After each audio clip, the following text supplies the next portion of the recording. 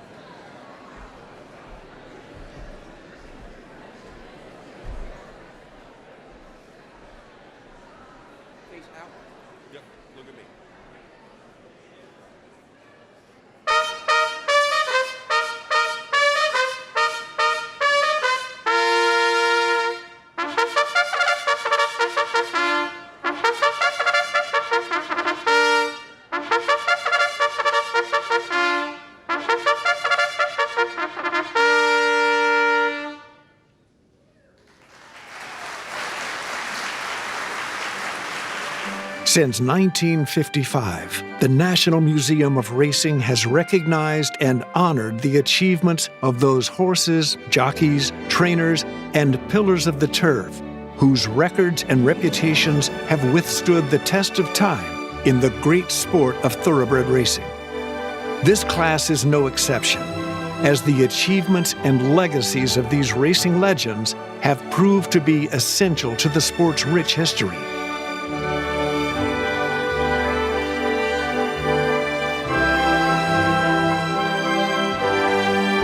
Welcome to the 2024 National Museum of Racing's Hall of Fame induction ceremony. At this time, please welcome the voice of the Breeders' Cup for its first 21 years and the voice of the New York Racing Association from 1990 through his retirement in 2014. Ladies and gentlemen, Mr. Tom Durkin.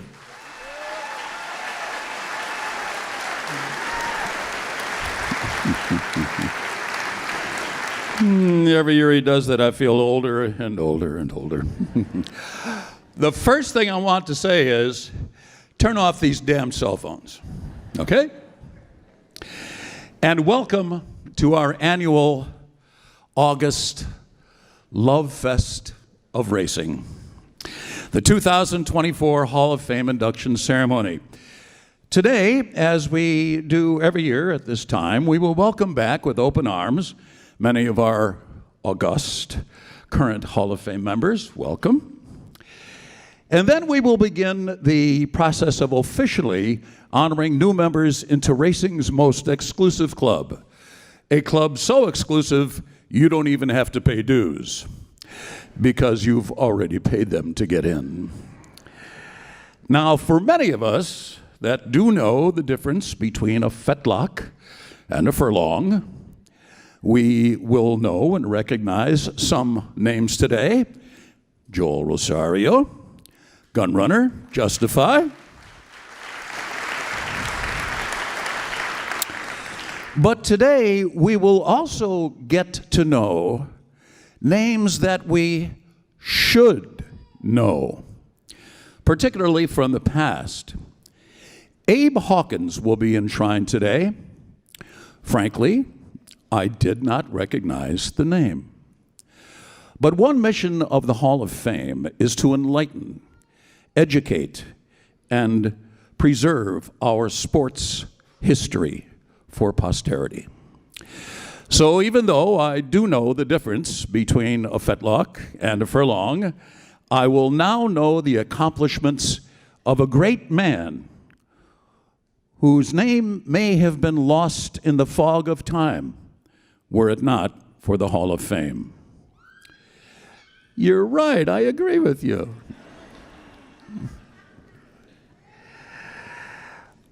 We will also enshrine some pillars of the turf, as they are known.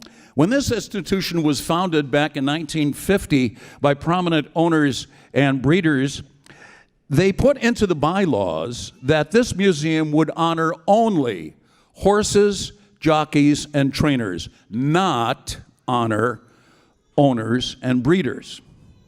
They did not want to build a monument to themselves.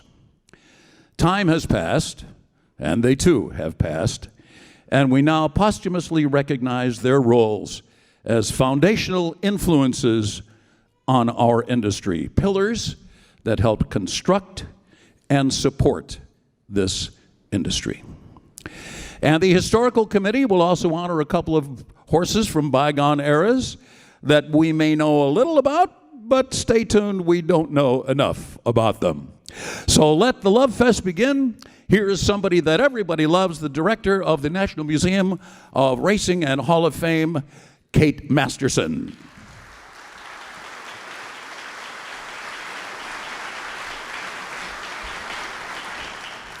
Thank you, Tom. Good morning, and welcome to the National Museum of Racing's Welcome to the National Museum of Racing's Hall of Fame ceremony. On behalf of the Board of Trustees and the staff, congratulations to this year's exceptional induction class on earning the most prestigious honor in the sport. We hope if you haven't already, you will take the opportunity to visit the museum while you are in town and experience our new exhibitions celebrating Hall of Fame members Ruffian and Paul Mellon. We are looking forward to sharing our exciting plans for next year when the museum celebrates its 75th anniversary of its founding. Congratulations once again to the class of 2024, and I'd like to introduce Brian Bouye, the Hall of Fame and Communications Director here at the National Museum of Racing and Hall of Fame.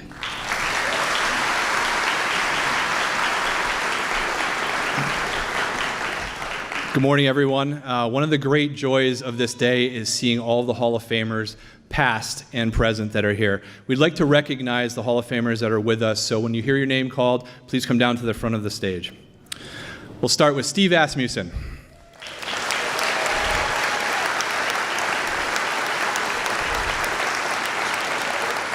Steve is the sport's all-time leader in training wins with almost 10,600. A two-time Eclipse Award winner who has trained Hall of Fame members Curlin, Rachel Alexandra, and one of today's inductees, Gun Runner. He has won the Preakness twice, the Belmont once, and 8 Breeders' Cup races. From the class of 2016, Steve Asmussen.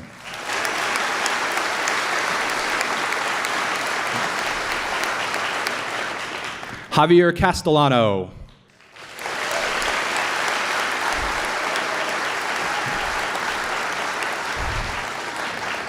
Javier has won more than 5,800 races with purse earnings of $402 million. He won 4 consecutive Eclipse Awards. He's won the Derby, the Belmont, the Preakness twice, and 12 Breeders' Cup races. Right across the street, he owns the record of 7 Travers Stakes wins. From the class of 2017, Javier Castellano.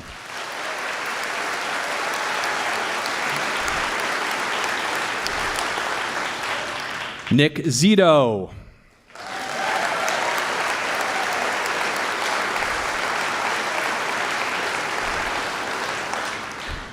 Nick has won more than 2,000 races, including the Kentucky Derby twice, the Belmont Stakes twice, and the Preakness. He's won the Whitney twice and the Travers. From the class of 2005, Nick Zito.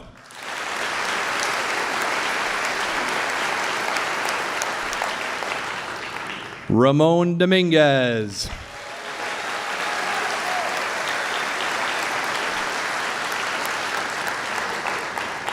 Ramon won 4,985 races in his career, 3 consecutive Eclipse Awards, 3 Breeders' Cup races, and a record 68 wins in a single Saratoga meet.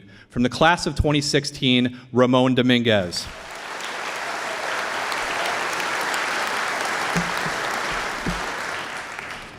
Jack Fisher.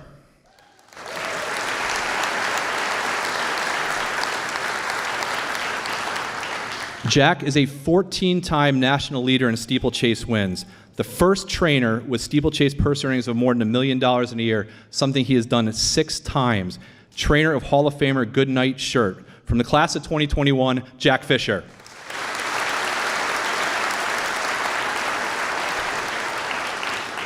Jerry Bailey.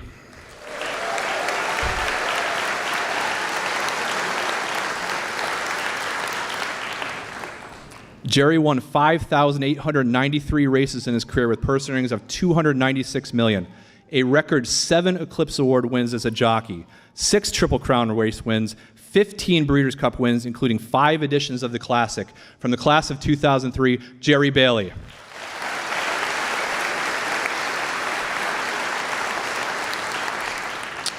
Bob Baffert is with us today.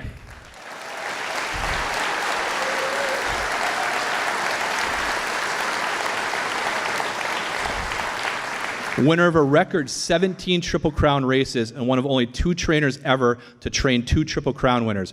Bob has won more than 3,400 wins in his career. A 4-time Eclipse Award winner, he's won 18 Breeders' Cup races, and his Hall of Famers include American Pharoah, Arrogate, Point Given, Silver Charm, Silver Bullet Day, and one more, adding today, Justify. From the class of 2009, Bob Baffert.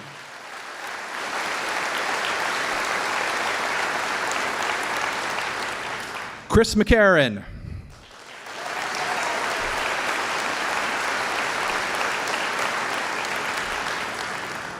Chris won 7,141 races in his career, 2 Eclipse Awards, the Derby, Preakness, and Belmont twice each, 9 Breeders' Cup wins. From the class of 1989, Chris McCarron.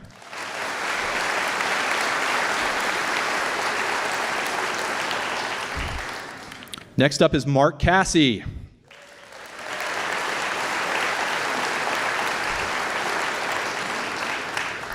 A winner of 16 Sovereign Awards as the top trainer in Canada, where he is also a Hall of Fame member. More than 3,700 career wins, winner of both the Preakness and the Belmont, as well as 6 Breeders' Cup wins. From the class of 2020, Mark Cassey.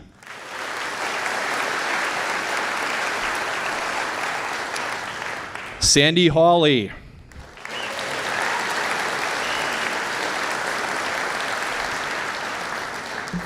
A winner of 6,450 races, both an Eclipse Award winner and a Sovereign Award winner, and a Hall of Fame member in both the United States and Canada. From the class of 1992, Sandy Hawley.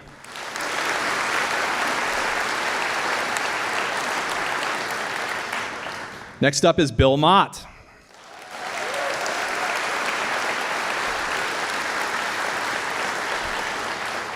A winner of more than 5,400 races with purse earnings of more than $347 million. Bill has won 4 Eclipse Awards and is the reigning winner. He's won the Kentucky Derby, the Belmont, and 15 Breeders' Cup races. His top horses include Hall of Famers Cigar, Royal Delta, and reigning Horse of the Year, well, retired Horse of the Year, Cody's Wish. From the class of 1998, Bill Mott.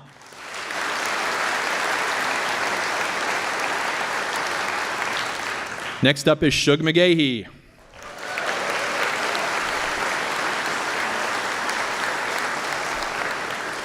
Winner of the Eclipse Award in 1988, Shug has won 2,350 races with purse earnings of more than $175 million. He's won both the Derby and the Belmont, as well as 9 Breeders' Cup races. His top horses include Hall of Famers Easy Goer, Personal Ensign, Inside Information, and Heavenly Prize. From the class of 2004, Shug McGahee.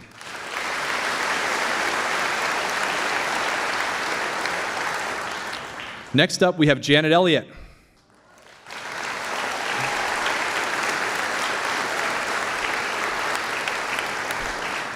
Janet was the second woman inducted into the Hall of Fame and the first trainer. She has twice led all steeplechase trainers in earnings, ranks 4th all-time in the category. She has 6 Colonial Cup wins and 2 Breeders' Cup wins to her credit. From the class of 2009, Janet Elliott.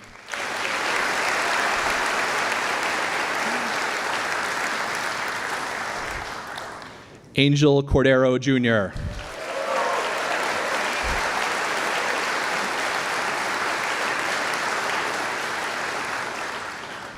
A winner of 7,057 races, 2 Eclipse Awards, 5 Triple Crown race wins, and 4 Breeders' Cup wins, and a record 14 riding titles here at Saratoga. From the class of 1988, the King of Saratoga, Angel Cordero Jr.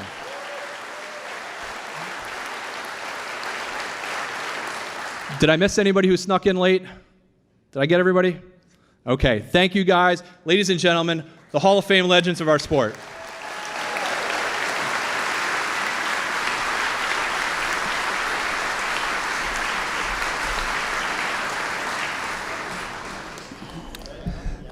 All the photographers get their pictures of this very exclusive gallery of excellence. And I'm glad when Brian reads off all the accomplishments of this guy. Jerry Bailey, I actually forgot you were a jockey at one time. I just think of you as an analyst for NBC Sports.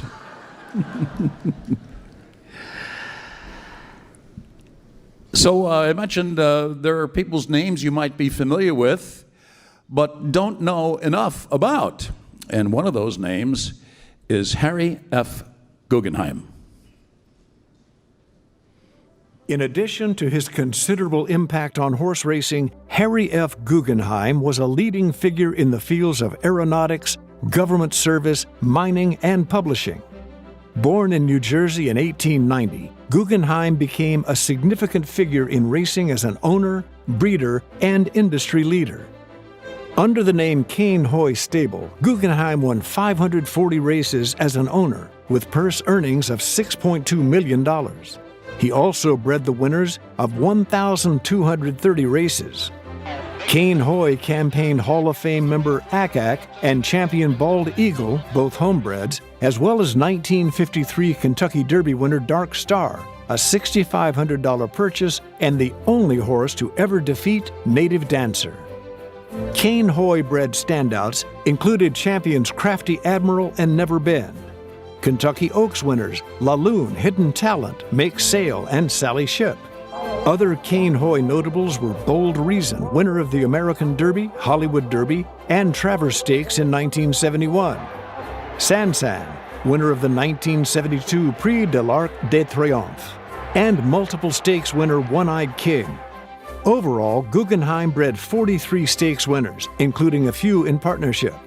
Guggenheim, who was elected to the Jockey Club in 1951, was the leading breeder in total earnings in England and Ireland in 1963.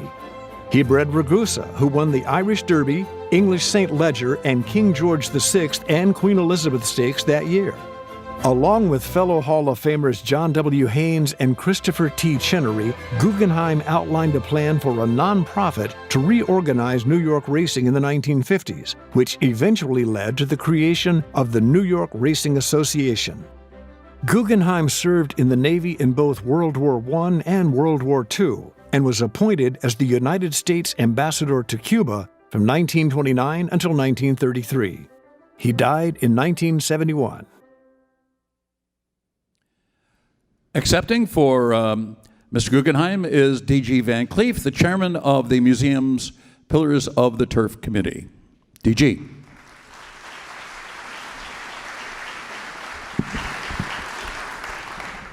Thank you, Tom. It's a pleasure to be able to participate in today's ceremony and welcome Captain Harry Guggenheim to his well-deserved place in our Hall of Fame. Being part of the Pillars of the Turf Selection Committee has been a fascinating privilege, and fortunately, for me at least, my fellow committee members and our museum management team with whom we work are an intellectually diverse, extremely knowledgeable, and very dedicated group, for we have the responsibility and the pleasure each year of selecting a few individuals who have made important, lasting contributions to the thoroughbred industry so they may be permanently recognized in the living history of our sport. Thoroughbred racing has attracted some of America's greatest talents and greatest characters throughout the centuries, and getting to brush shoulders with them through our committee process is an intriguing experience. The man for whom I am accepting this year unquestionably exemplifies the qualities we seek to prioritize. Captain Guggenheim, as you've just seen, was a true patriot, a naval aviator in 2 world wars, a business leader, a major contributor to thoroughbred racing and breeding, and a key architect of the game plan that guides New York racing to this very day. It's fitting that his name be added to the list of those upon whose shoulders our sport has been carried forward into the 21st century. Thank you very much.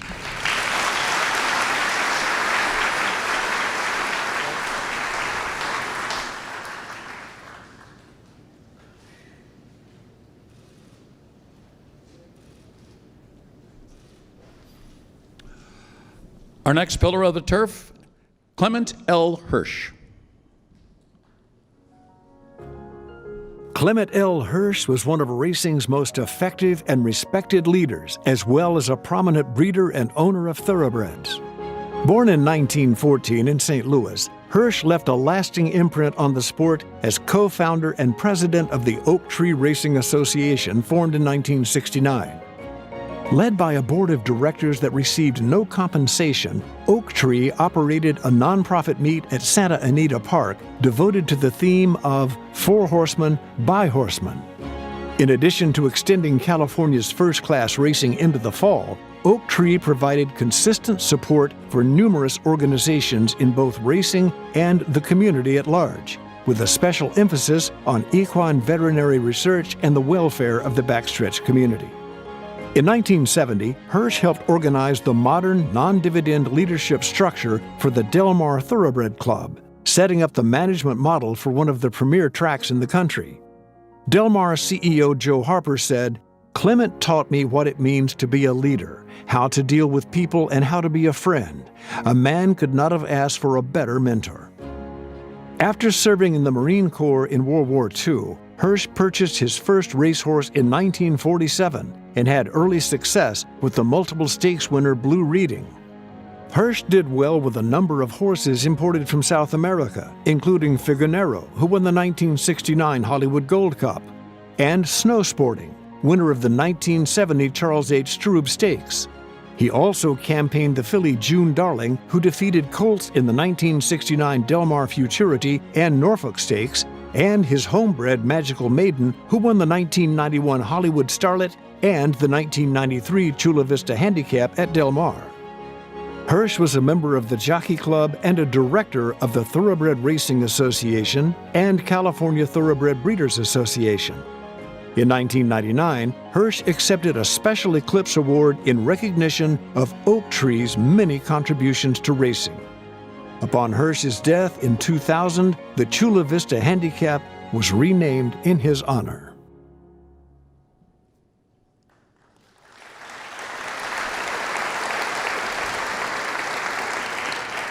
Accepting is his son, Bo Hirsch.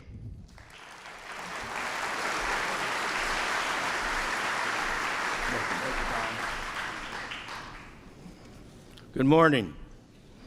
On behalf of my family, we want to thank the Thoroughbred Hall of Fame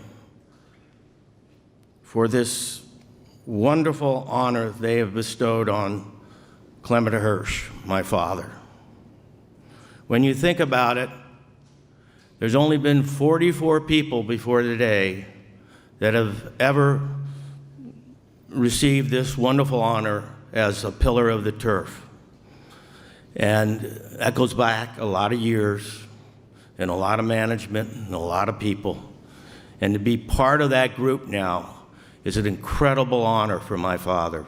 And if he was here today, he would be so excited to have been part of this group now.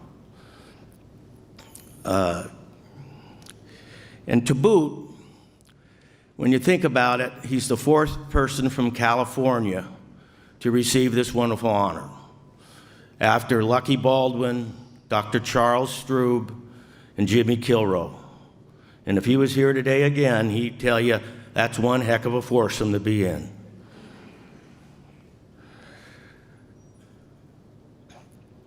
The main thing my father would have talked about today, though, he would have said he didn't do this alone. It was a team effort. And he would praise all the directors that worked with him at Oak Tree and at Del Mar over the years for their wonderful contribution to the thoroughbred industry, all of them working for not even a dollar for free because they loved horse racing and they were horsemen for horsemen. And finally, he would probably tell you today, in fact, I know he would tell you today, that this is the proudest moment of his racing career. You saw the video just now on my father, so I won't rehash any of that information, but instead, I'd like to give you one of his attributes that I think made him the success that he was in the horse racing business and in the food business and etc. And that was his honesty, his integrity was unmatched in my mind. I'm a little prejudiced because I'm his son, but he was the most honorable man I have ever known. And I want to tell you a story that kind of sums up his integrity and his honor that he had with the fellow horsemen. And the story was told to me by Dr. Jack Robbins years ago, who was also on the board of directors at Oak Tree and also became Oak Tree's second president after my father's passing in 2000. And he told me it took place when at Santa Anita, this story, and he said that they had a meeting with Robert Strube, then president and owner of Santa Anita, and that in that meeting, he said he would never forget what occurred. And at the end of the meeting, again, if I may just go back, Bob Strube was the son of Dr. Charles Strube that I mentioned earlier, who is part of the 44 Pillars of the Turf.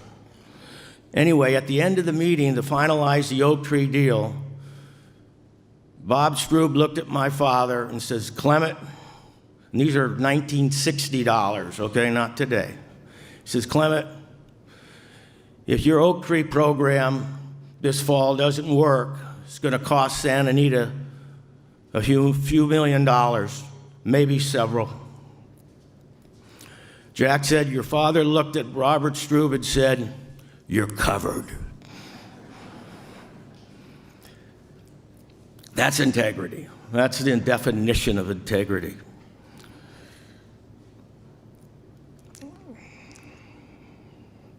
They introduced me today, Tom, as Bo Hirsch.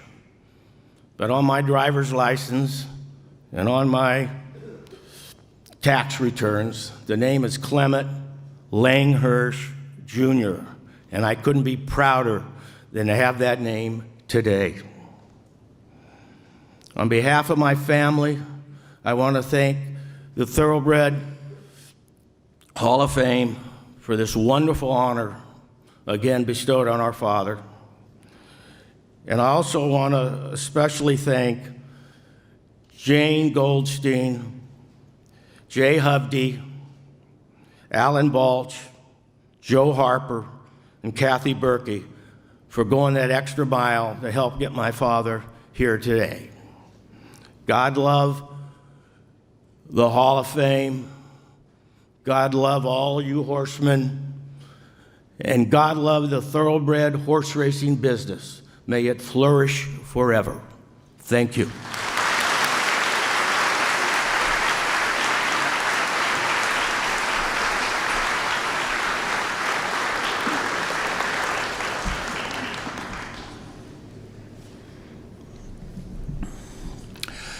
So up next, I just looking around the room, I'm pretty sure 99% of you knew or certainly knew of Joe Hirsch. He's our next honoree, and he had a wickedly dry sense of humor. So here's a little anecdote. I used to work at the Meadowlands racetrack. We ran at night. We didn't run on Sunday. So Saturday night was a big night. And me and my buddy Steve, this was the disco age, we went over to Manhattan and we were out howling all night long because I didn't have to go to work on Sunday. And so now it's about 6 or 7 o'clock in the morning and I go, let's go have breakfast at the Plaza Hotel. They've got real good pancakes there. So you must imagine what we looked like. You know, I was coming, you know, I was coming from work, so I still had a suit on. It was all full of disco dust, and my tie was askew, and my hair was all over the place. And it was quite obvious that we had been out carousing all night long. So the Plaza Hotel is on the corner of 5th Avenue and 57th Street, down the street from St. Patrick's Cathedral. And so Steve and I are going to try to find the car that we had parked about 12 hours prior. And walking down 5th Avenue and up the street, down the block, I see Joe Hirsch. You know, the paradigm of probity. And here I am, out discoing all night, tie askew, red-eyed, hair all over the place. And I go, Steve, just pretend like we're talking. I don't want that guy to see me. They go, okay. So we're walking on, and I'm avoiding Joe Hirsch's gaze.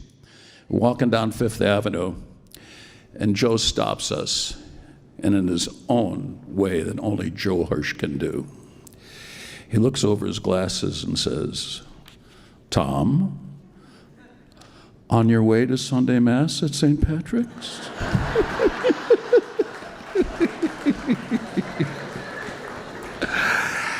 The next day, I got a phone call from him. And he said, Marge Everett's looking for a racetrack announcer at Hollywood Park. I called her, do you want the job? So I didn't take the job, but that's the kind of guy that he was. Let's go to our video for the great and witty Joe Hirsch. Born in New York City in 1928, Joe Hirsch enjoyed a prolific journalism career that spanned from the eras of Citation and Native Dancer to the dawn of the 21st century. After graduating from New York University and serving in the United States Army, Hirsch worked briefly for the New York Times before joining the staff at the Morning Telegraph. He then transitioned to its companion publication, Daily Racing Form, where he spent the next 49 years, from 1954 through 2003, and became one of racing's most visible and impactful figures. Hirsch became the forum's executive columnist in 1974 and held that title until his retirement.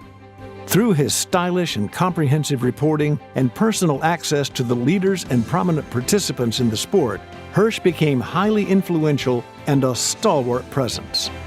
An author of 5 books and the founder and first president of the National Turf Riders Association, Hirsch's signature work occurred each spring as he chronicled the quest for the American classics in his Derby doings for the Forum.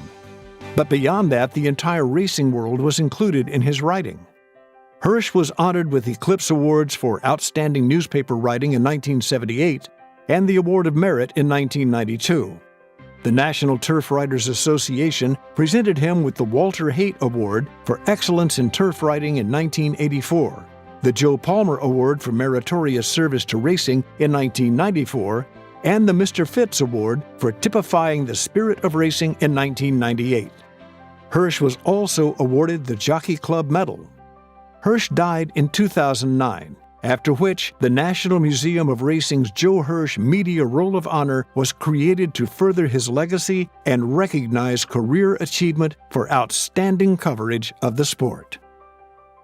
Accepting are Peter Krulewicz, Joe Hirsch's cousin, and his nephew, Jonathan Sokolow.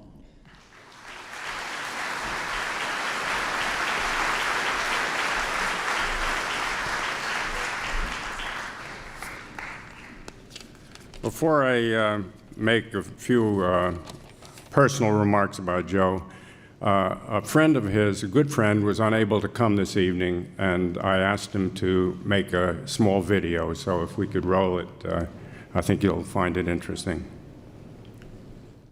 Thank you, Jonathan and Peter, and congratulations to the entire class of 2024. I was very close with one of the inductees. Actually, 44 years is how long I got to know Mr. Joe Hirsch.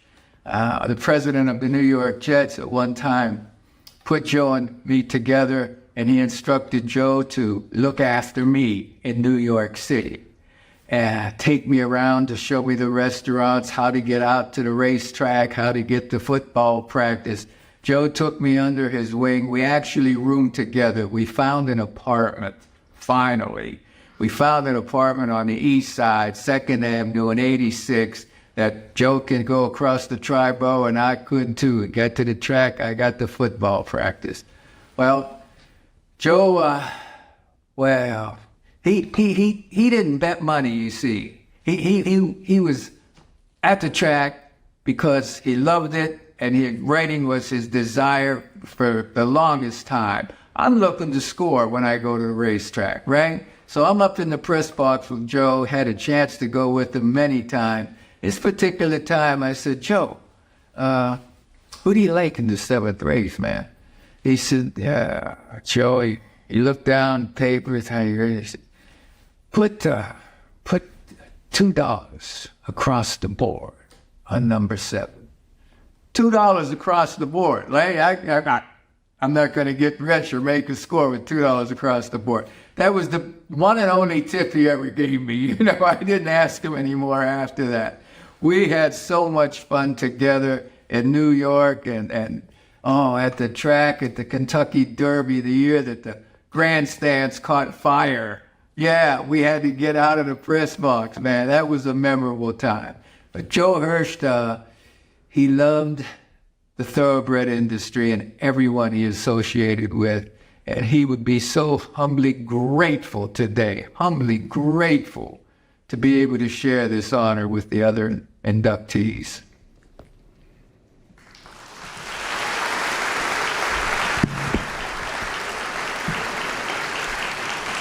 As an aside, when they had their apartment in New York, I once asked Joe, tell me what it was really like.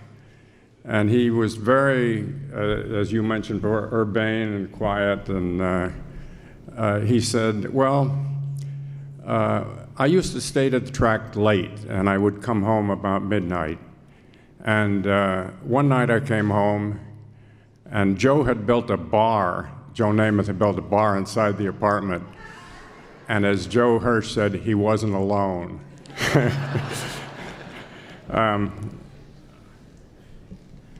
On behalf of Joe Hirsch and his family, we'd like to express our profound appreciation for this unique and extraordinary recognition of Joe's contribution for his lifetime of love and dedication to horse racing. On a personal note, it would be wrong not to mention Joe's many years of battling against the grinding effects of Parkinson's disease. To his credit, he never gave up. Until his dying day, he was alert, aware, and able to function. His mind was clear, and he didn't lose his sense of humor. When we went to visit him in the rehab facility, he was always reading a book, often with large print that Dick Deschissois would send to him. One day in particular, while he was reading, surrounded by elderly people glued to the television, I said to Joe, "They keep the volume awfully high here." "Without a beat," he said. "They know the crowd they're playing to." Again, thank you on behalf of Joe and his family and friends for this sincerely appreciated and deeply valued recognition of his achievements. I'll now ask my nephew and Joe's cousin, Jonathan Sokolow, to express his sentiments and thoughts on Joe and this honor. Thank you.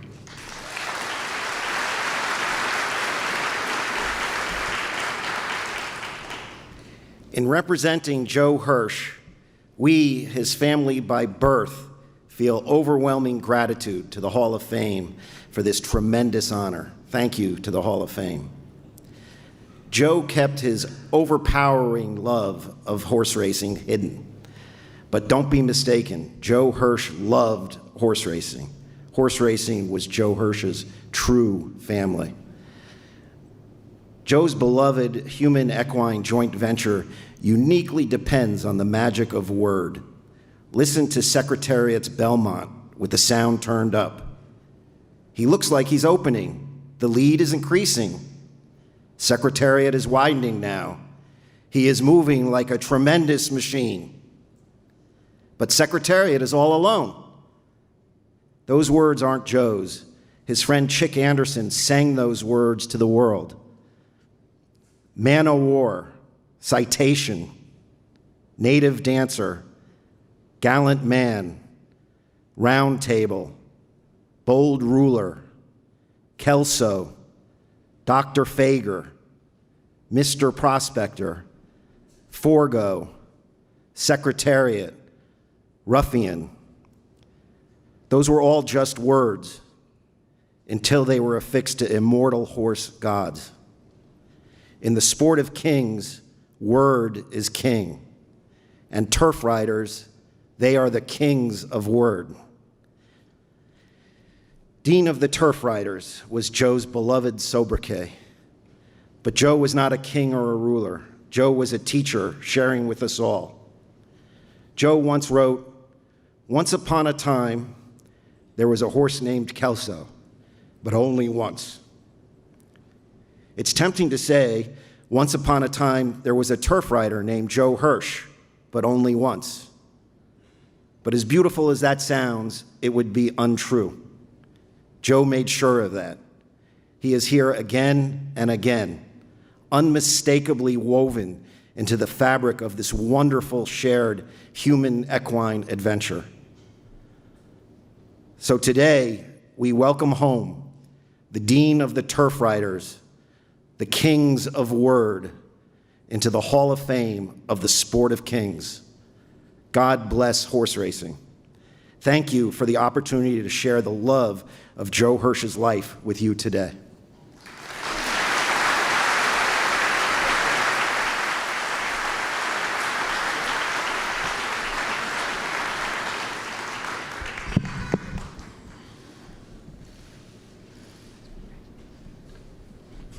Broadway Joe Namath and Joe Hirsch sharing an apartment in the Upper East Side of New York City. Don't tell me they weren't the basis for Felix and Oscar in The Odd Couple. I'm sorry. Next up, a racehorse called LeCompte. Bred in Kentucky by General Thomas Jefferson Wells, LeCompte debuted at the Metairie course in New Orleans on April 5, 1853, winning a sweepstakes at mile heats. A chestnut son of Boston out of the Glencoe mare Reel, LeCompte's time of 1:45.5 in the second heat of his career debut was the fastest ever raced in America at that time. LeCompte returned to win at 2-mile heats in November at the Pharsalia course in Mississippi, before winning 3 races in as many weeks back at Metairie to remain undefeated. His victory on January 6, 1854, was in mile heats against Sally Ward, considered one of the best mares in the South prior to the Civil War. LeCompte was finally defeated in April 1854 by Hall of Famer Lexington in the Great State Post Stakes in consecutive 4-mile heats. A week later, LeCompte met Lexington again in the Jockey Club purse at 4-mile heats. LeCompte won the first heat by 6 lengths in 7:26, more than 6 seconds faster than the record set by Hall of Famer Fashion a dozen years earlier. LeCompte won the second heat by 4 lengths in 7:38 3/4, which handed Lexington the lone defeat of his career. LeCompte continued his winning ways and by early 1855 had won 9 of 10 races and owned American records for 1 and 4 miles. LeCompte and Lexington met once more in April 1855.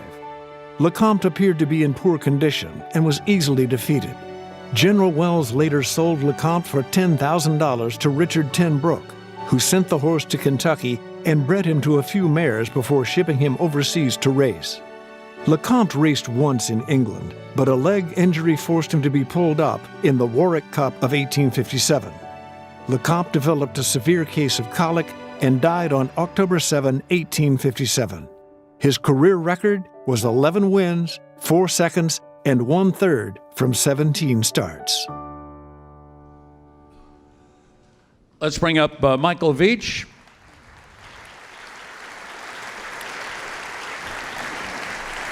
Michael, an outstanding racing historian and the chairman of the museum's Historic Review Committee.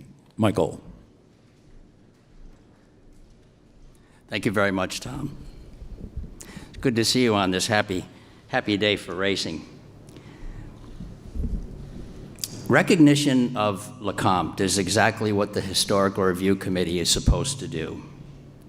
As mentioned, he is the only horse to defeat the mighty Lexington.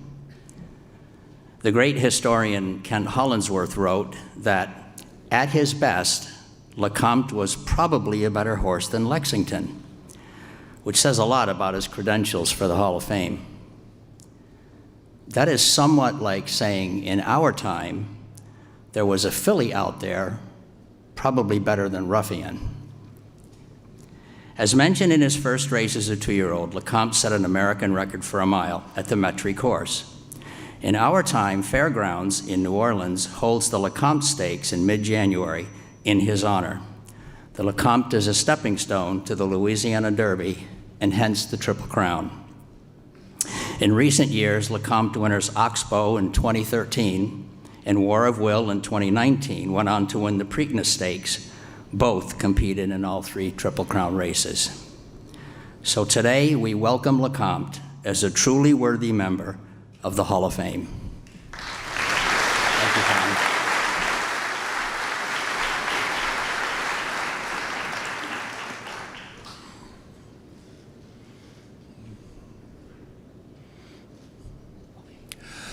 Let's learn about Abe Hawkins. Abe Hawkins earned nicknames including the Black Prince, the Dark Sage of Louisiana, and the Slayer of Lexington for his prowess as a jockey in the pre- and post-Civil War years. Although he was born and lived much of his life as an enslaved person, Hawkins became arguably the most celebrated rider in America prior to Isaac Murphy. Hawkins rode LeCompte to victory versus Lexington at the Metairie Course in New Orleans in 1854 with a record-setting winning time of 7 minutes 26 seconds for the 4 miles, handing Lexington the lone defeat of his career.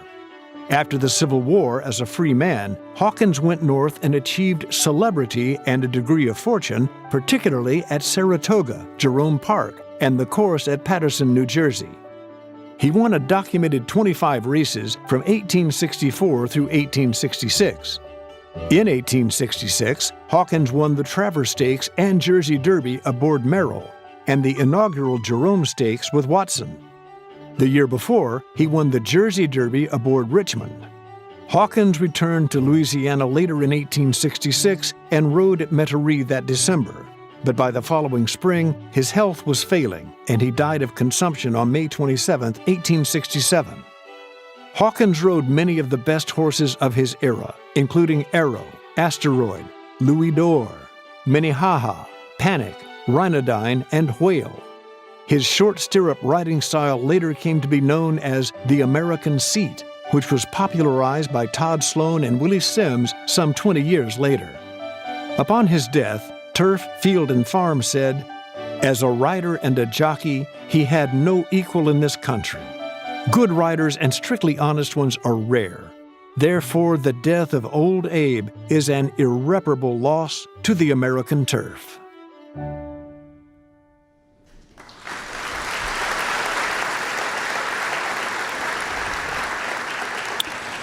Representing the Ed Brown Society, Greg Harbert and Clark Williams.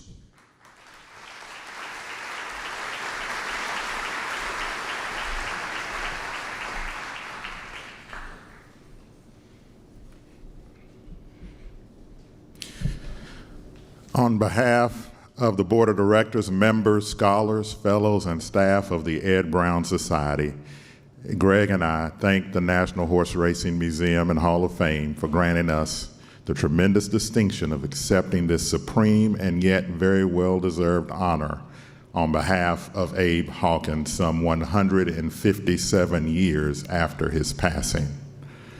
And fulfilling this privilege today represents a seminal moment in the fulfillment of the Ed Brown Society's mission. That is to celebrate the rich history of African Americans in the equine industry, while also creating opportunities for talented and focused young people of color to gain the exposure, training, support, and experience that is necessary for them to become successful professionals in all aspects of this industry. I could not come here today without emphasizing that Abe Hawkins, whose surname Hawkins seems to appear at some point out of nowhere, whose birthplace and birth date are unknown. Abe Hawkins, a man of African descent, earned the honor that is bestowed upon him today during slavery. And when it comes to the matter of slavery with Abe Hawkins, Ed Brown, Ansel Williamson, and so many others, I submit to us that we cannot adequately refer to people of African descent who were in bondage in America. We ought not refer to them as slaves. And I'm glad that has been the case here today. Slavery was their circumstance. Yes, they were enslaved people, but the word slave can never accurately describe who they really were. So if we wish to call them something, let's say that they were survivors. Let's say that they were overcomers.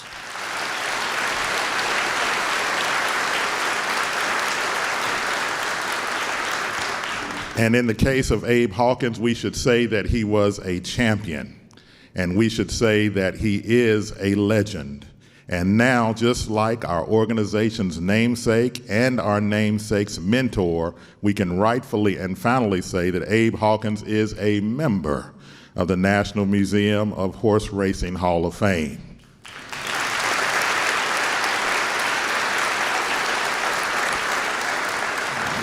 This is an honor undoubtedly befitting of this great horseman whose contributions to our sport, again, as it was said, prompted Turf, Field, and Farm to say upon his passing that as a rider and a jockey, Abe Hawkins had no equal in this country, and that the death of old Abe, as they called him, was an irreparable loss to the American turf.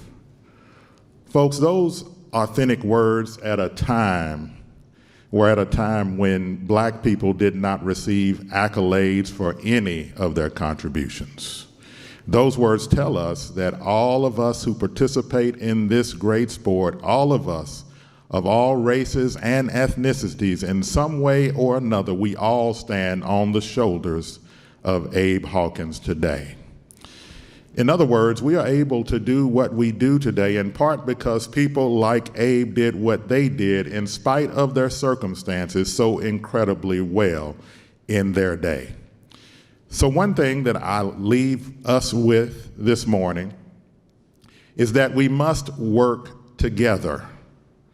Why? Because we are better together. Today, some act as though diversity is a bad word. But hear me when I say there is no doubt that our sport was at its best in so many ways when this industry possessed more racial diversity in some crucial professional roles where there is very little racial diversity in 2024. So again, we must work together, but the other takeaway is that we must do better in our working together. As great as Abe Hawkins, Isaac Burns Murphy, Edward Dudley Brown, Ansel Williamson, and so many others who contributed along with them were, as great as they were never afforded anything near the quality of life that was commensurate with the mighty contributions that they have made. Like everyone who looked like them in most ways, they were still shut out. They were still relegated to the side, and for a time, even their legacies were all but erased. And so again, we must do better in our working together. But let me leave us with this. We are doing better today with this Hall of Fame induction. And I'm so proud to say, day in and day out, some of us are doing better. The Ed Brown Society is doing better. In 2021, when we were getting started, we started with 2 scholars, Charles Churchill and Deja Robinson. And now, with the help of our partners, First, Churchill Downs, Keeneland, Naira, and the Jockey Club, and with the help of some of our other members, we now have a total of 22 scholars and fellows in our program.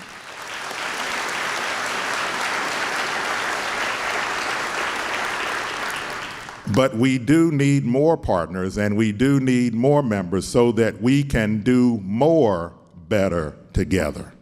So may this honoring of the incredible and invaluable contributions of Abe Hawkins, may this be the springboard that our industry desperately needs to work together and do better for this great sport that we all love. Again, the Ed Brown Society is honored to accept this remarkable recognition on behalf of the late, great Abe Hawkins. Thank you.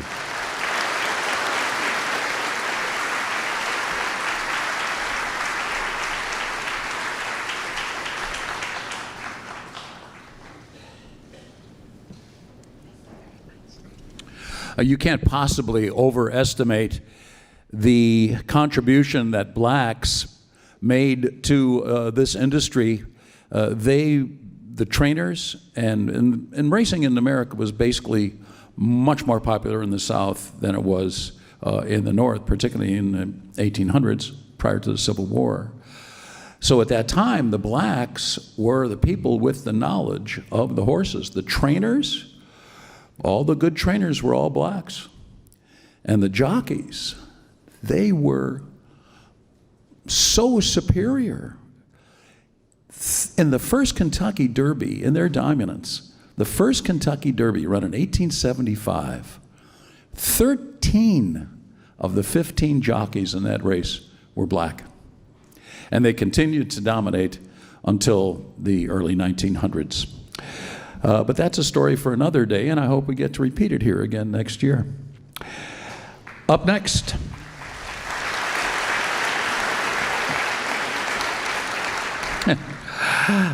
As an announcer, I've always tried to get the names of horses right, you know. And I never got right. I was never sure of how to pronounce the name of the first horse that won the Kentucky Derby. So I went, and he's about to be our next honoree.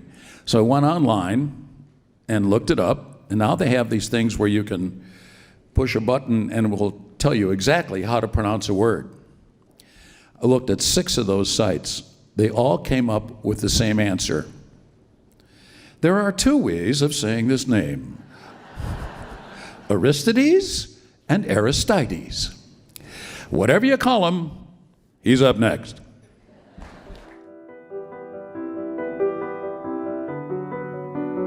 Bred and owned by Kentucky horseman and notorious gambler H.P. McGrath, Aristides was a chestnut son of imported Lymington out of the Lexington mare Sarong.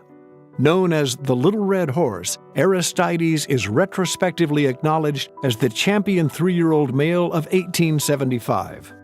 That year, he etched his name into the history books as the winner of the inaugural Kentucky Derby.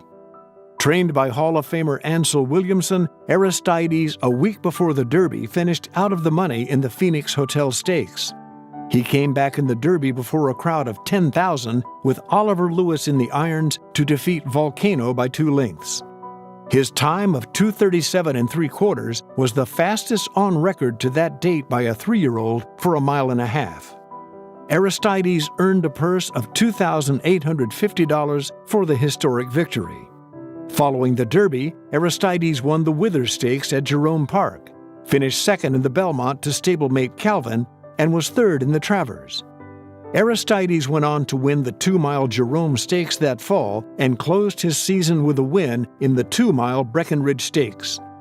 Aristides battled injuries thereafter, but he won both of his races as a 4-year-old in 1876 in spectacular fashion. He set an American record of 4:27.5 for 2.5 miles at Lexington on May 10, 1876, defeating Hall of Famer Ten Brook, and another American record of 3:45.5 for 2 1/8 miles at Lexington in his other start that season. Aristides was retired in 1878 with 9 wins, 5 seconds, and 1/3 from 21 starts. He died in 1893 at the age of 21. In 1988, Churchill Downs inaugurated the Aristides Stakes in his honor. The track also features a bronze statue of the horse as a memorial to the iconic first Derby winner.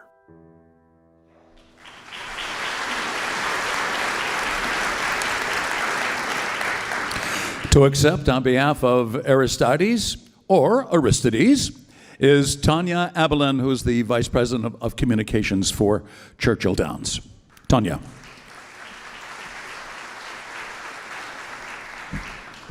I'm going to go with Aristides for this one.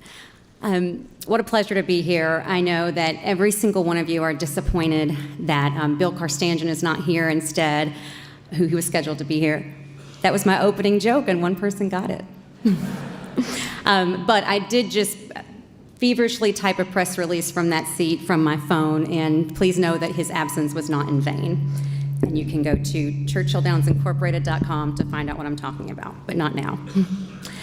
If you had told me as a little girl watching the Kentucky Derby with my dad in the foothills of Appalachia, Kentucky, that I would someday be receiving a recognition for Aristides, I would have been very confused about the journey that would to lead to that. But it is an enormous honor to be here among so many distinguished leaders in the industry and so many Hall of Famers. My dad, who taught me to love horse racing, would be very impressed right now on how I managed to sneak my way in here. The Kentucky Derby has meant a lot to me most of my life, as I know it does to most Kentuckians and to many people throughout the country and the world, to many of you. It represents hope, inspiration, excellence. We all have that Kentucky Derby winner to which we just connect the most with, our favorite, for one reason or another. But Aristides was the first, the one to set the standard and to put in motion the magic that can be created from 2 short moments in time. Besides his own legacy, Aristides also carries with him the legacy of the great black horsemen who were so critical in the success of the Kentucky Derby in those early years, jockey Oliver Lewis and trainer Ansel Williamson. So when we honor Aristides, we also honor that legacy of greatness and create opportunities to remember and to remind. As we look to the future of the sport and ways to sustain it through innovation, it's just as important to acknowledge, honor, and continue to learn from the past and those who set that standard, that it's made it possible for us all to love the Kentucky Derby for 150 years. And when we look back, we're also reminded that some things are not broken and will never be. Thank you so much.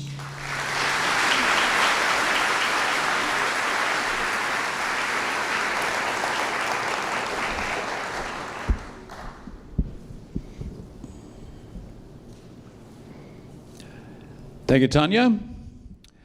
Up next, a pretty good racehorse, Gunrunner.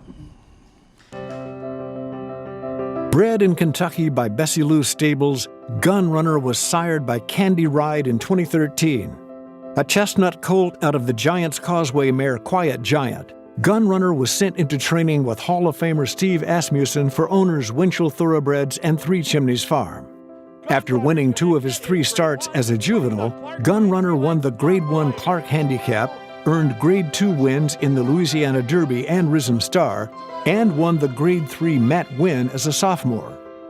As a 4-year-old in 2017, Gunrunner emerged as a superstar.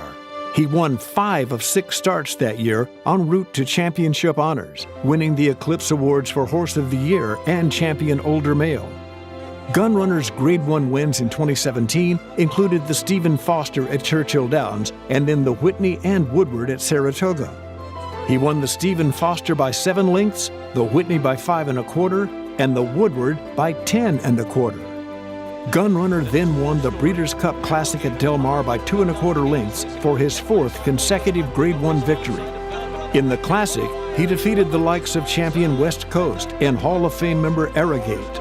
But Gunrunner's on top of the world! He wins the Breeders' Cup Classic over Collective, then came West. Gunrunner made one more start before being retired, winning the Grade 1 Pegasus World Cup by 2 1/2 lengths over West Coast in January 2018 at Gulfstream Park.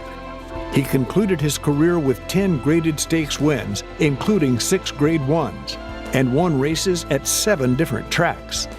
Overall, he won 12 of 19 starts and was worse than third only twice. Gunrunner's career earnings of $15,988,500 were second all-time among North American-based horses at the time of his retirement. Following his racing career, Gunrunner was retired to the stallion roster at Three Chimneys Farm in Kentucky. Following his final start in the Pegasus, Asmussen said, "Now we'll get to watch his videos in the Hall of Fame for as long as we're around."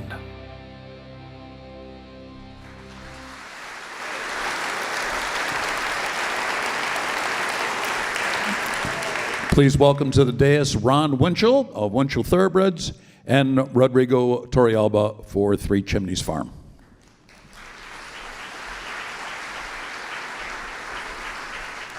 And I guess a guy named Steve Asmussen. Well, good morning.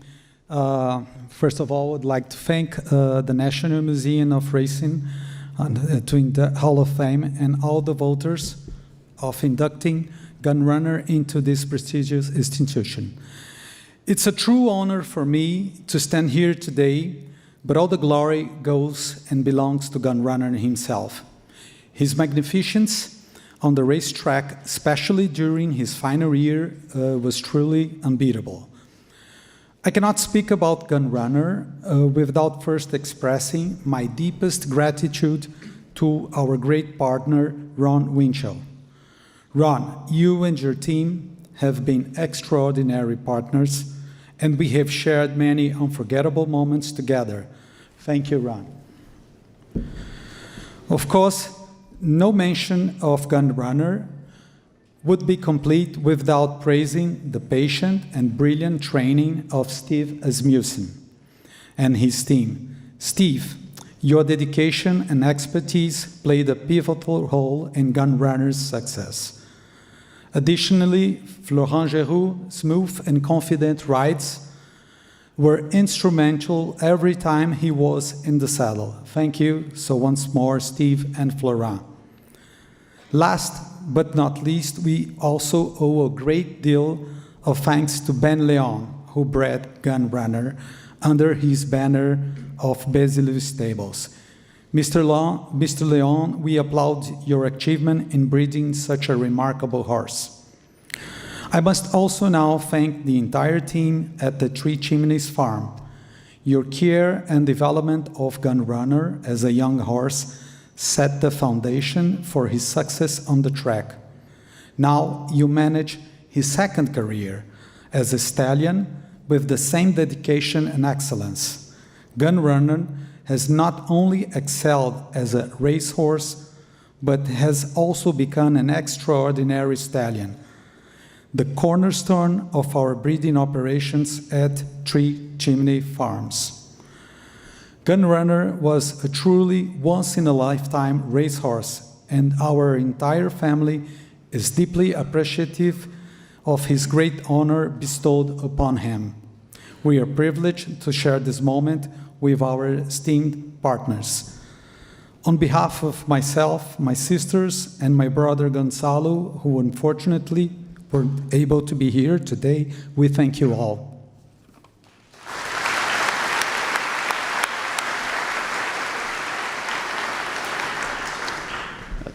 Thank you, the Troyalba family, for that great tribute to Gunrunner. But I really want to talk to you guys today about what it takes for Gunrunner to get to the Hall of Fame.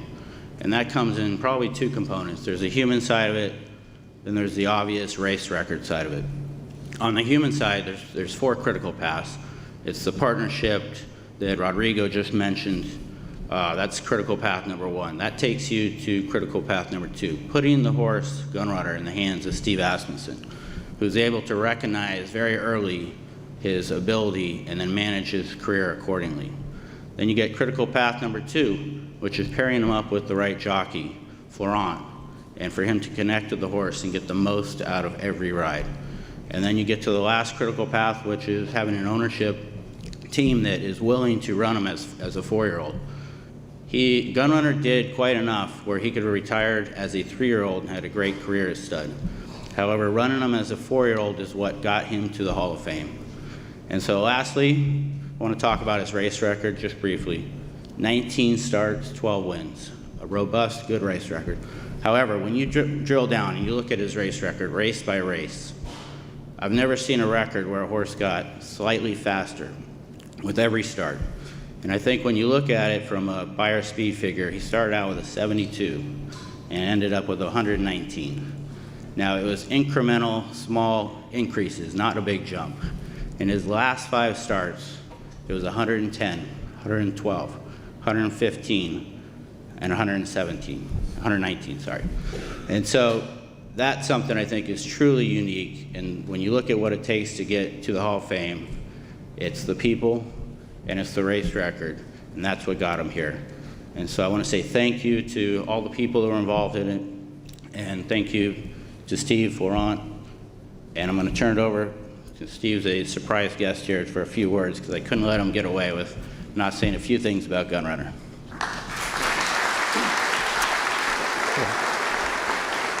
Thank you very much for letting me speak. And as Ron and Rodrigo said so well, you know, Gunrunner's, his ability is so obvious, and that's what got him here. But what a perfect combination of two great racing families. That Ron had said, a horse that had done enough, beautiful horse, tremendous pedigree, grade 1 winner at 3, for them to do the financial risk and sacrifice of racing him as a 4-year-old, the confidence they had in him to do what he went on to do. But it is what a great honor to look out at Florent and Scott and what this horse meant to us and did for us, and the sacrifices we would all gladly make for this sort of opportunity is what makes the Hall of Fame. And they had mentioned the quotes after he had won the Pegasus, knowing where that had put him, and we can relive it every time we walk in the building. Thank you.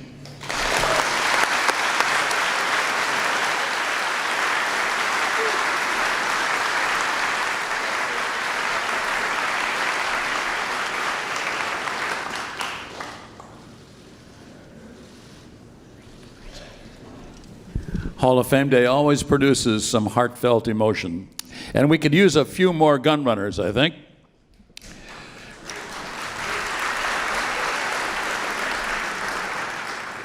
Up next, Triple Crown winner, Justify.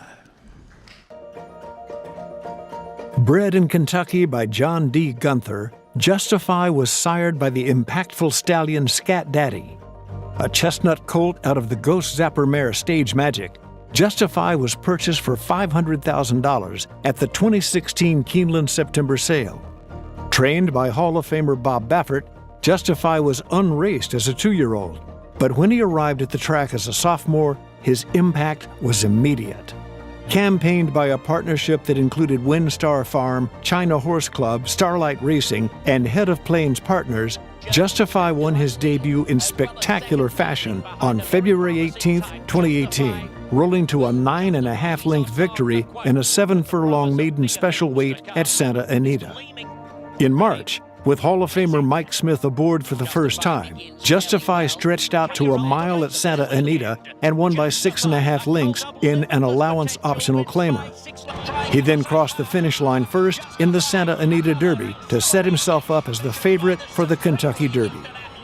It had been 136 years since a horse had won the Derby without making a start as a 2-year-old.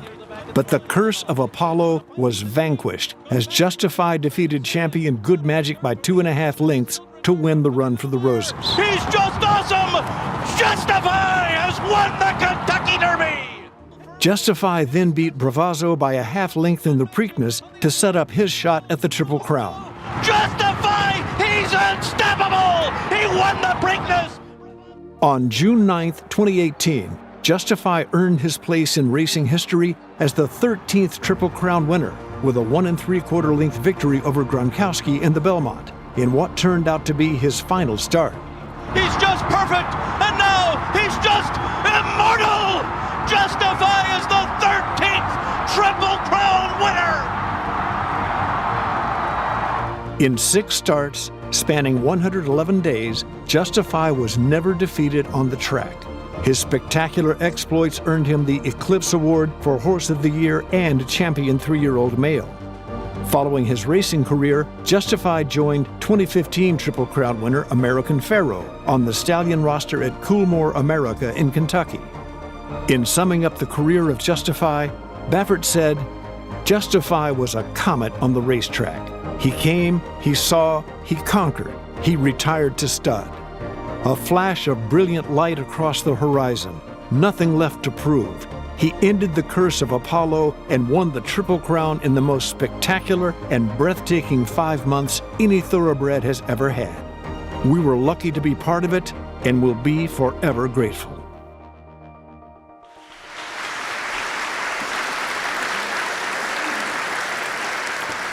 Please welcome the President and CEO of WinStar Farm, Elliott Walden.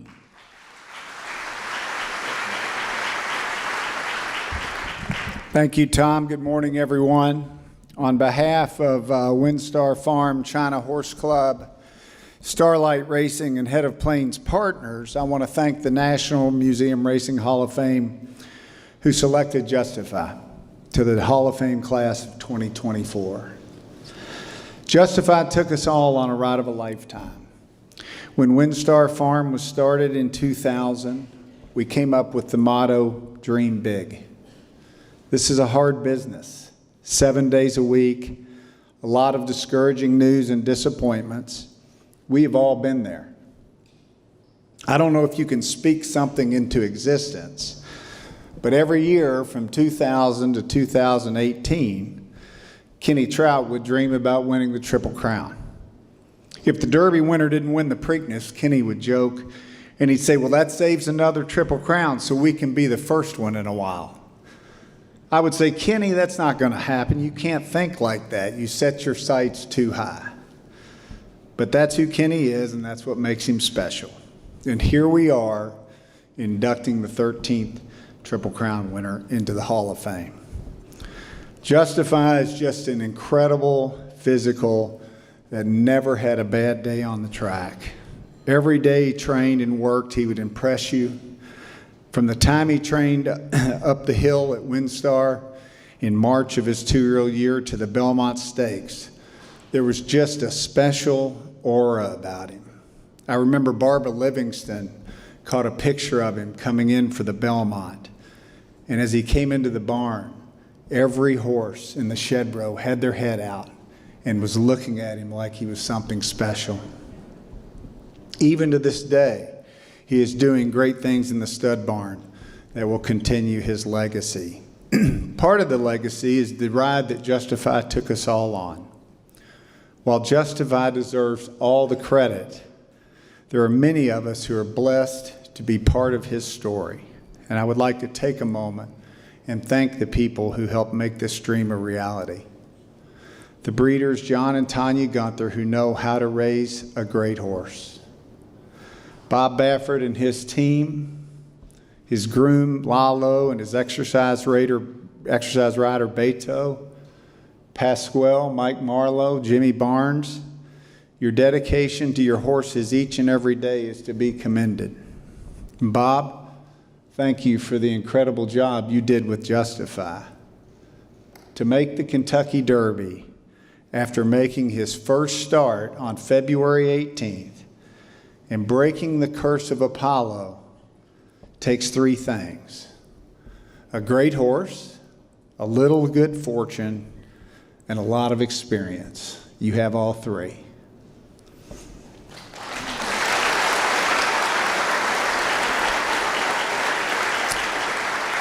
I want to mention our team at WinStar Farm.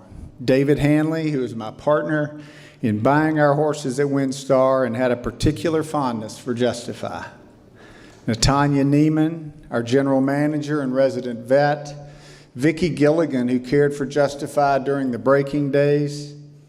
Toby Richard, who broke him, and Richard Budge, who oversaw our training center at that time. Our whole staff plays a tremendous part in the development of Justify, and we have a tremendous team across all divisions. And it is an honor to work alongside each and every one of you every day. I want to thank Justify's jockey, Mike Smith, the ultimate professional, who did not let the biggest stage, competing for a Triple Crown, get to him.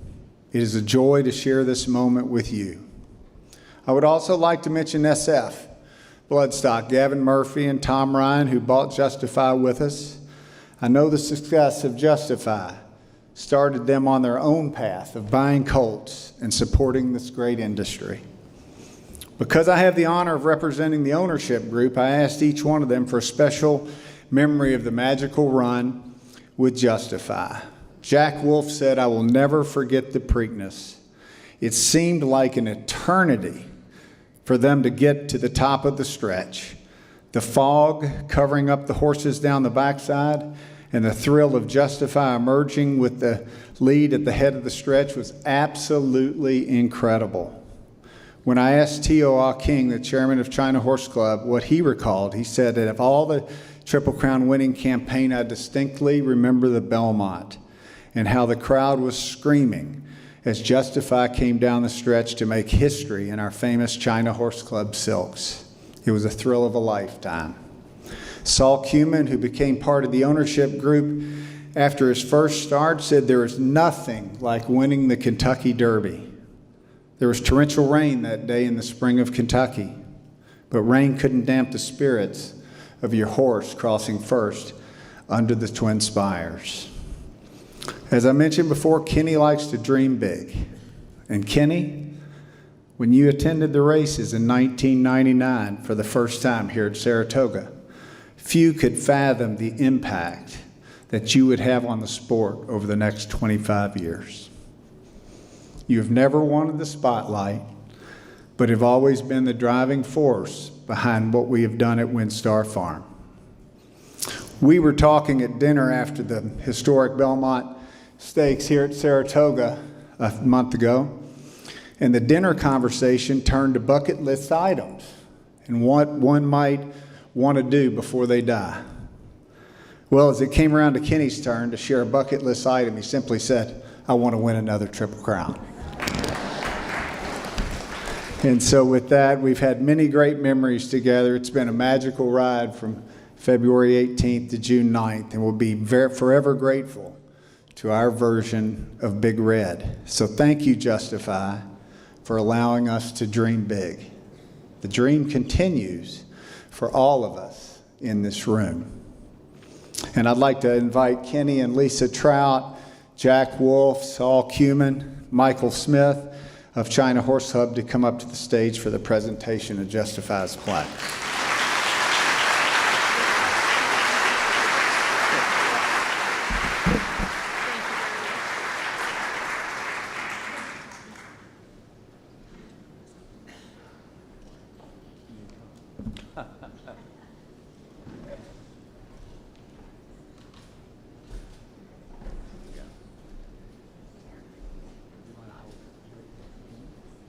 That's a hard way to go around here.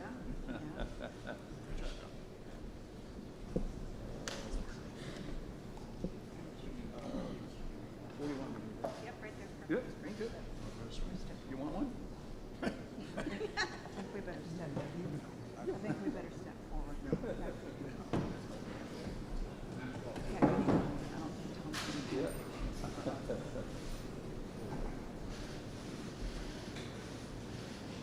One more, let me get out of the picture because I had nothing to do with this.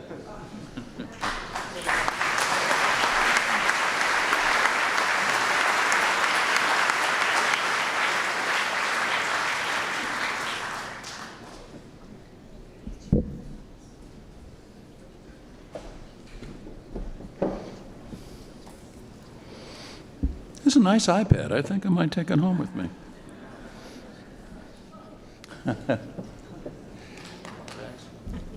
Elliot, do you want your hard drive back? Because it can get you in a lot of trouble, I can tell you. Just ask Hunter Biden, I don't know. There's no comparison between Hunter Biden and Elliot Walden. No worry about that. How about Joel Rosario?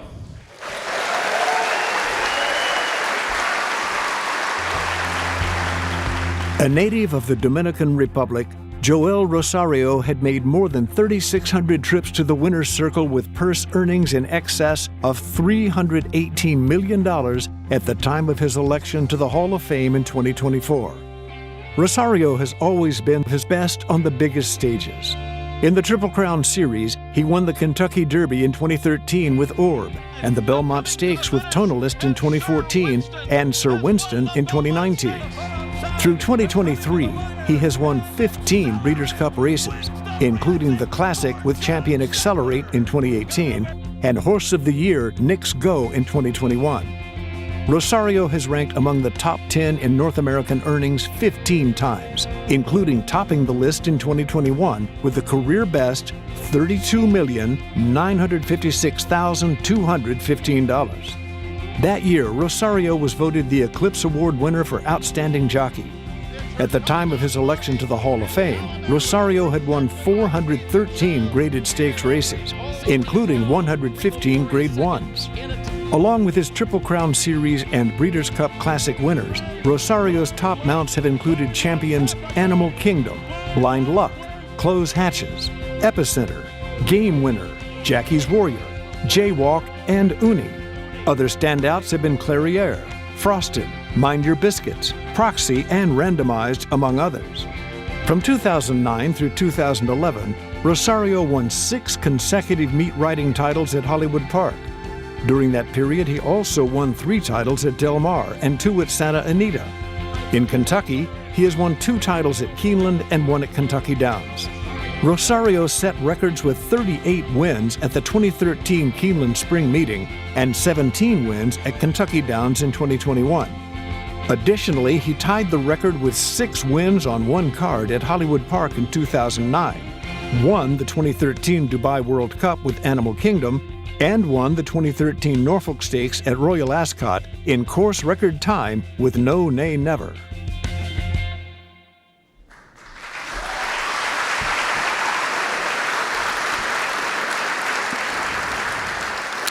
Please welcome Jose Singer, who is going to introduce Joel.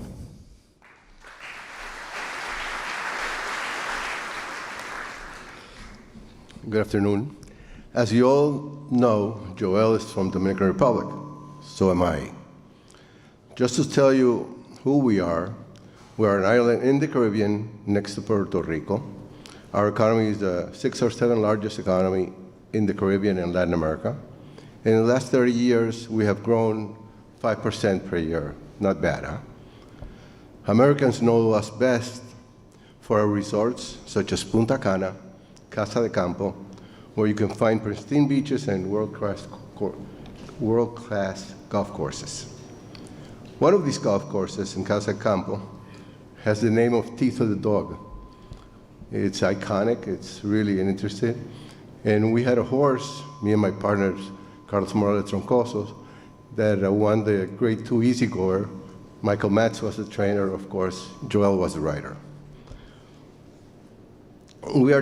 So we're here today talking about Hall of Famers.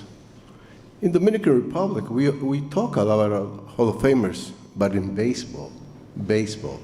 You know, Juan Marichal, the guy that used to raise his leg 180 degrees, the guy that pitched the best game in baseball, 16 innings against Warren Spahn, and his manager went to take him out, and he used to say, if this old man is pitching still, I'll pitch too. Finally, Willie Mays hit a home run. It was a 1-0.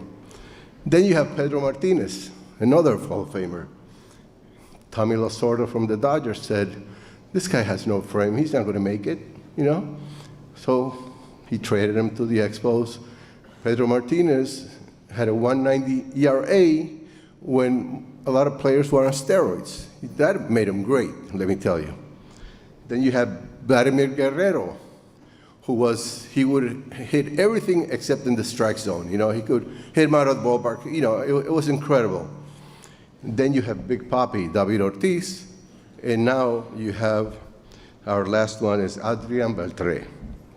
So this is something for us totally new in our country to have a Hall of Famer in racing. It makes us very proud.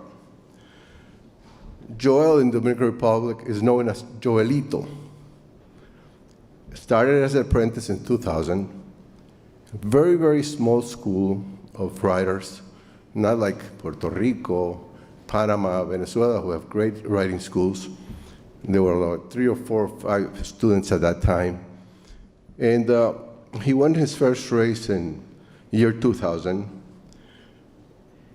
Just to put you in context of what a great feat is for a Dominican rider to become a Hall of Famer, you know, in the Dominican Republic, we have 200 horses running, 100 homebreds and 100 that we import. And the homebreds, thanks to breeders like Angel Contreras, Moises Alou, that is a breeder. If not, you know, it would be very tough just to have imports to breed. So it's a very, very small community. And that's what makes it such an astonishing feat, what Joel is being recognized for. Obviously, he went to California in the year 2001, and you know the story, 180 wins, then 185 wins, and 203. In 206, he went to California. I have an anecdote about California. There's a Caribbean Classic where we compete with homegrowns against Venezuela, Mexico, Puerto Rico. So it's a lot of patriotism in this. So Dominican Republic, usually, since it's so small compared to them, we usually come last or fifth or something like that. I was lucky enough to partner a horse with Mr. Kotick that won this race. You know, it took me We brought Joelito from California. Vince Gregory didn't want to send them over. We begged them. Finally, we made it there. And he won. It was the biggest spot he ever won, $290,000. So this guy standing up here took the Dominican flag, running to the track to give it to Joelito. We were so proud of it. So that's passion. That's what racing is.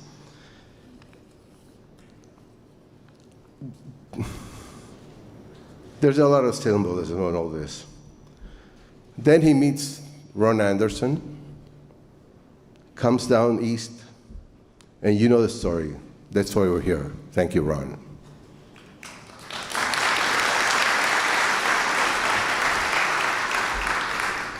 My last thought, when Ron once asked me, Jose, you know, I'm really worried about Joel's weight problem. I got to get him a nutritionist. So I said, well, you know, I'll talk to him about it, you know. So he gets Michelle Morgan, one of the best in Saratoga. Today, they're a couple, you know. That was a good job, Duran, you know.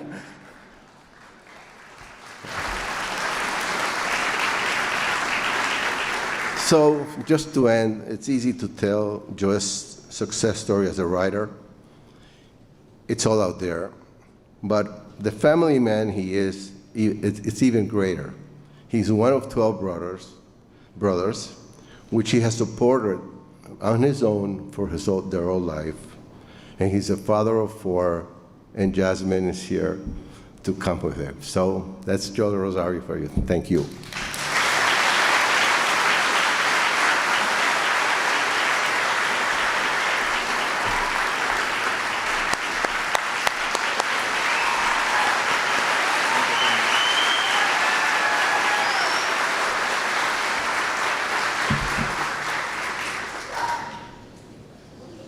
Yes.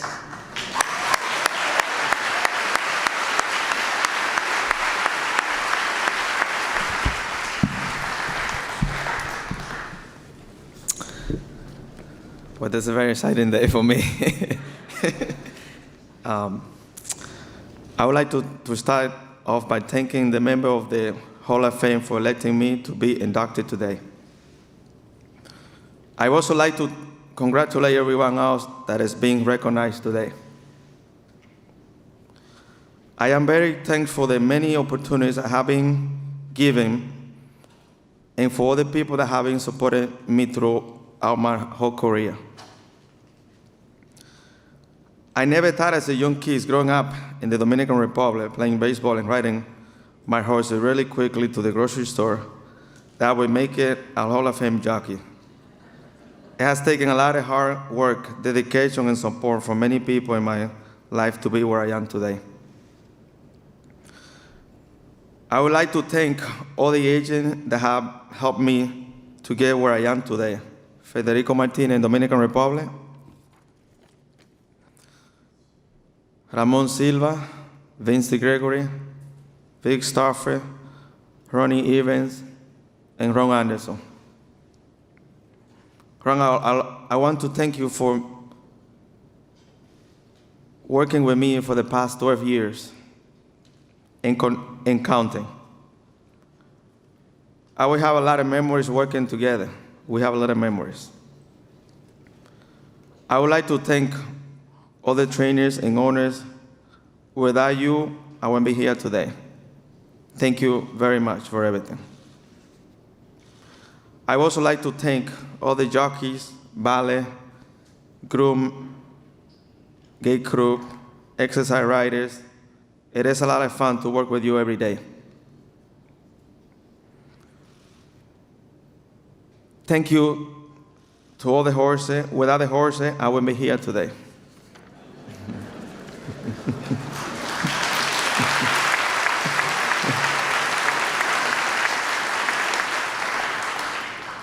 I especially would like to thank Jose Singer for being here and speaking on my behalf. Now I'd like to speak Spanish to all my Spanish-speaking people, my family and friends in the Dominican Republic. Gracias a todos mi gente latina por apoyarnos. Gracias a toda mi gente en República Dominicana por el apoyo que siempre me han dado. Siempre orgulloso de ser dominicano. Gracias a mi madre y a mi padre por el apoyo y el amor que siempre me han dado. Gracias a toda mi gente y mi familia por el amor que siempre me han brindado.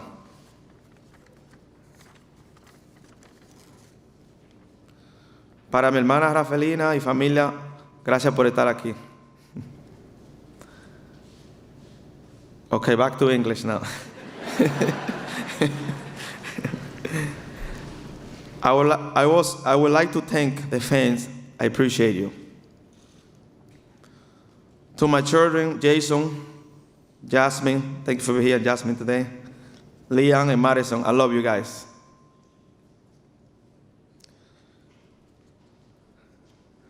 Dennis Morgan, thank you for being here. And Michelle, thank you for putting up with me.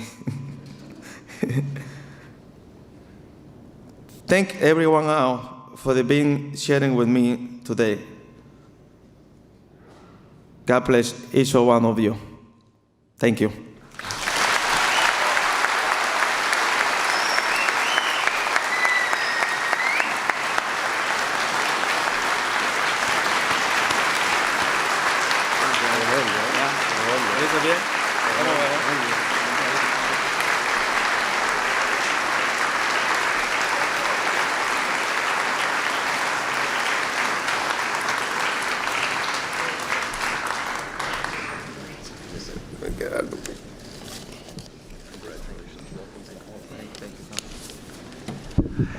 And on behalf of all of us, Joel, gracias.